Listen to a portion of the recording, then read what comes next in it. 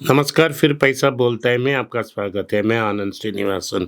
आज मैं त्रिवेंद्रम से वापस आया। अनेक लोगों से त्रिवेंद्रम में मिला, बहुत बातचीत हुई और मुझे बहुत अच्छा लगा। जो आए आपके लिए, जिन लोगों ने आए उनको मैं धन्यवाद बोलता हूँ। आज मार्केट जो लगा फ्लैट ओपन किया। जब मैं वापस आया 7 या 10 पॉइंट ऊपर था निफ्टी, लेकिन दोपहर जब मैंने ये रिकॉर्ड करना शुरू किया तो मार्केट गिर चुका था। मार्केट अब 70 पॉइंट नीचे है। जो आज गिरावट आई है उसमें बड़ा गिरावट तो आईटीसी में आई है, लेकिन जो दाम हम कंसिडर कर रहे थे उससे बहुत ज़्यादा है। फेडरल बैंक में गिरावट आई है, इसकी कोई रीज़न है, इसके बारे में मैं बात करूंगा। डॉक्टर रेड्डी में गिरावट है, नाटको में गिरावट है और थोड़ी सी गिरावट टेक महिंद्रा में भी है। तो इसके बारे में आज हम चर्चा करेंगे। तो सारे मोटर कंपनियां गेन कर रही हैं आज। तो इसका कारण ये है कि टाटा मोटर्स में डेवलपमेंट है। वो टाटा पंच की इलेक्ट्रिक व्हीकल खरीद रहे हैं जो बेचने की बुकिंग ओपनिंग कर रहे हैं, वो कम्प्लीटली ईवी व्हीकल होगी। वो इंटरनल कंबस्शन इंजन की अडॉप्शन प्रोडक्ट नहीं होगी। और उन्होंने ये भी अनाउंस कर दी कि वो अपने सब्सिडरी कंपनी JLR से एक एग्रीमेंट साइन कर दी फॉर लीसिंग टेक्नोलॉजी। ये टाटा मोटर की डेवलपमेंट है। बजाज ऑटो में तो न्यूज़ ये है कि बाईबैक हो रही है, दिसंबर की सेल्स बहुत अच्छी है। आइशर मोटर्स अभी बुलेट में रॉयल एनफील्ड बुलेट में सेकेंड हैंड मार्केट डेवलप करने की अनाउंसमेंट की है।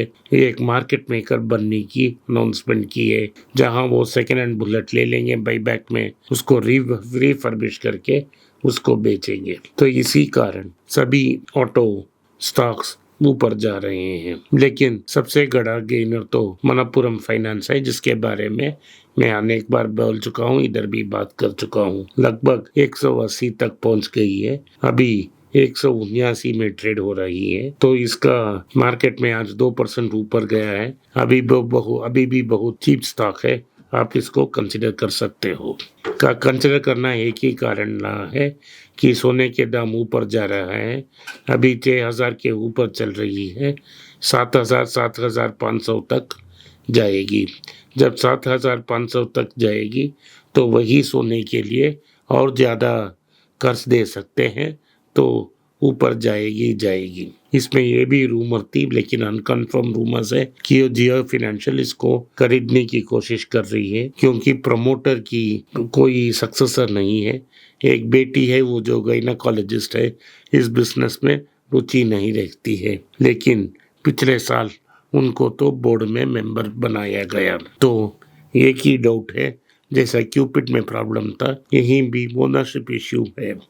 जब तक ओनरशिप इश्यू रिजॉल्व नहीं होता, इस प्रॉब्लम को फेस करना ही पड़ेगा। जब तक प्रमोटर वन वे और दी अदर डिसाइड नहीं करते, ये प्रॉब्लम होता ही रहेगा। मार्केट की सिचुएशन क्या है? मार्केट की सिचुएशन ये है कि वो रेंज बाउंड होगी, ना ऊपर बहुत ऊपर जाएगी या नीचे बहुत आएगी। लोग कल पूछ रहे थे मुझसे कि करेक्शन का माने 4-5% करेक्शन होने से हम एंटर करेंगे।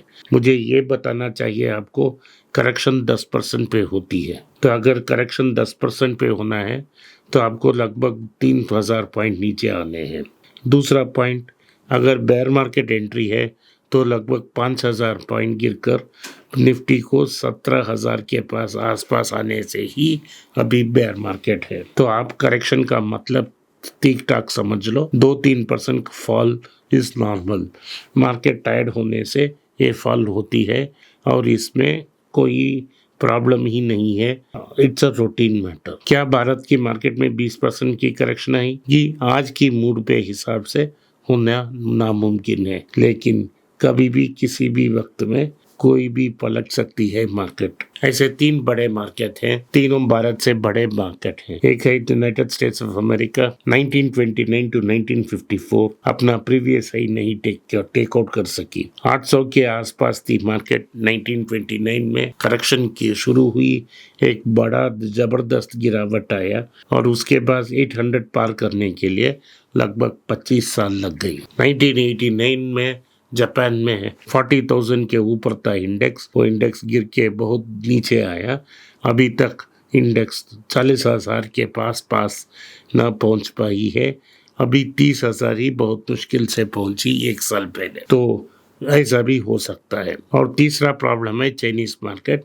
चाइनीज मार्केट में अभी बहुत हांगकांग और चाइनीज मार्केट 20 ईयर लो में है मार्केट। सो आज ट्रेड हो रही है मार्केट जहां 20 साल पहले ट्रेड हो रही थी। तो मार्केट्स वॉलेटाइल हैं, इक्विटी मार्केट्स वॉलेटाइल हैं, ऊपर नीचे प्राइस जा सकती है।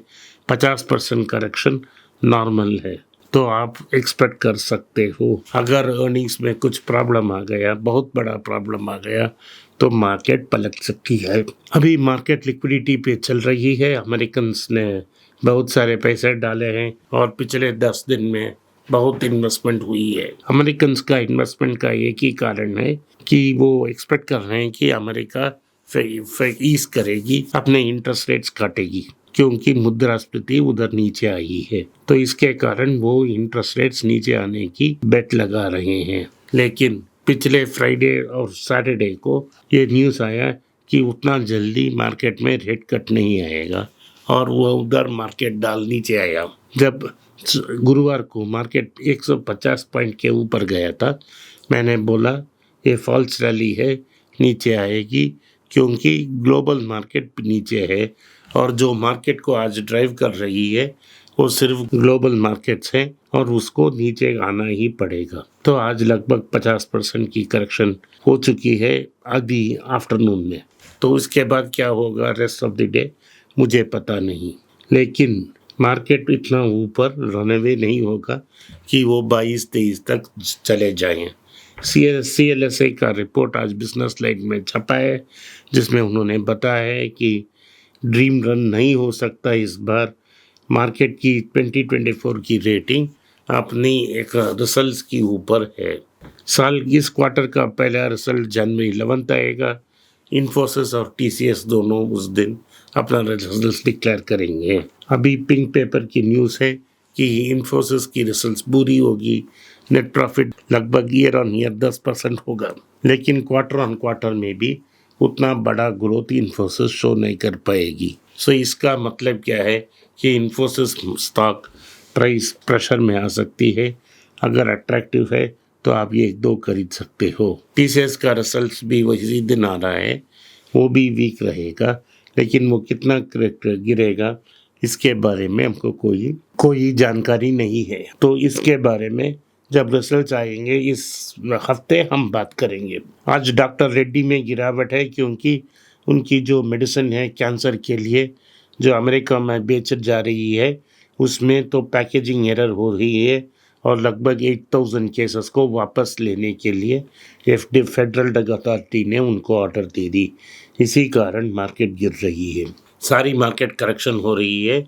नाटको में भी 2% की करेक्शन है, तो आप इसको दोनों को कंसिडर कर सकते हो। अभी भी ये दोनों बहुत सस्ते में हैं और आप इसको कंसिडर कर सकते हो। जो IT की रिजल्ट्स बुरी होगी, इसकी आशंका से टेक महिंद्रा में भी करेक्शन है, आप टेक महिंद्रा को भी कंसिडर कर सकते हो। फाइनली फेडरल बैंक में न्यूज़ है कि श्याम श्रीनिवासन का पीरियड खत्म होने वाली है।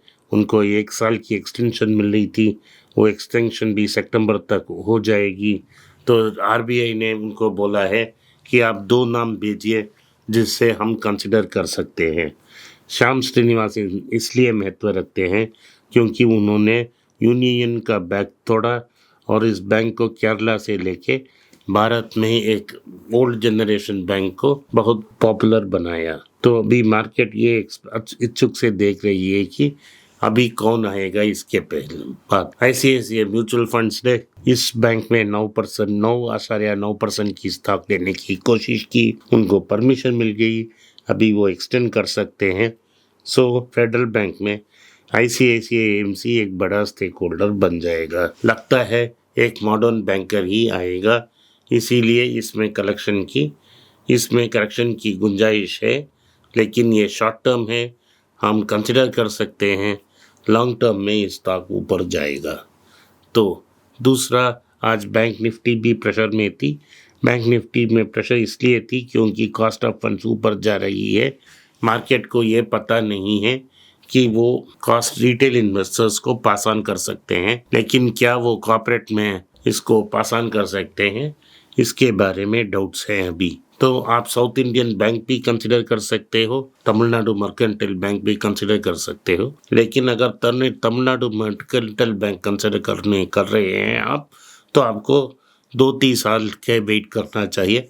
मिनिमम 5 साल लगेंगे इस मार्केट को रिकवर करने के लिए। 2 ग्रुप ऑफ नाडास फाइट कर रहे हैं, इन दोनों में कौन जीतेगा, किसके पास कंट्रोल जाएगा, कौन बेचेगा, इसको हमको वेट करना है। लेकिन डे टू डे बैंकिंग में इसका कोई असर नहीं है। बैंक सबसे अच्छा बैंक है, one of the top performing banks of India. So धन्यवाद, आपने इस पॉडकास्ट को सुना, इसके लिए मैं आपका आभारी हूँ। अगर आपको इस पॉडकास्ट पसंद आया तो आप इस वीडियो को लाइक कीजिए, चैनल को सब्सक्राइब कीजिए और बेल नोटिफिकेशन दबाएं। अगर आपने बेल नोटिफिकेशन नहीं दबाई तो आपको नोटिफिकेशन नहीं मिलेगा जब हम नए वीडियो अपलोड करेंगे। तो अगर हो सके तो इस वीडियो को अपने दोस्त और रिश्तेदार के पास भेजें और उनको देखने की आग्रह करें। धन्यवाद, नमस्कार, जय हिंद।